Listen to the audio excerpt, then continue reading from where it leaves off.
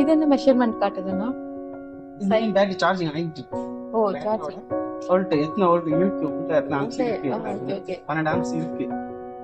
ஃபுல்லா சார்ஜ் ஆயிடுச்சுன்னா எப்படி கண்டுபிடிக்கலாம்? ஃபுல்லா சார்ஜிங் ஆயிடுச்சுன்னா கட் ஆயிடும். ஓ இதுவே ஆட்டோமேட்டிக்கா கட் ஆயிடும். கட் ஆயிடும். சார்ஜிங் ஆயிடுச்சுன்னா கட் ஆயிடும். அந்த ஆம்ஸ் எல்லாம் 40 10 2 இப்போ நம்ம இது வந்து 14 ஆம்ஸ்.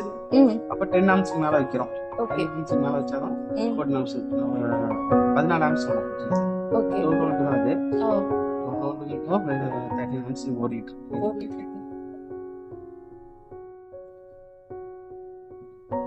நல்லா தான் இந்த வோல்ட் எதுக்காக செட் பண்றோம்? நடுவுல இருக்க வோல்ட். இதுங்களா?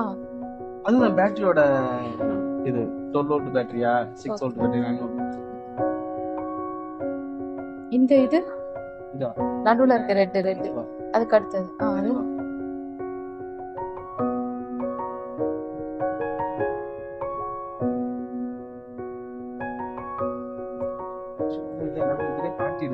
ஓகே.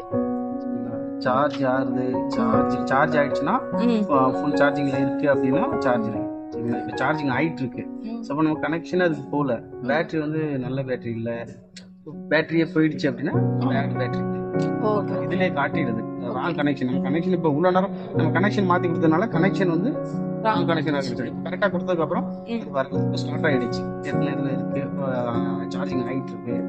13 ஆம்ஸ் அதிகம் ஆயிட்டு இருக்கு. இப்போ ஓடிச்சு. வெரி நம்ம 9 ஆம்ஸ் போட்டோம். 13 ஆம்ஸ் போயிருக்கு.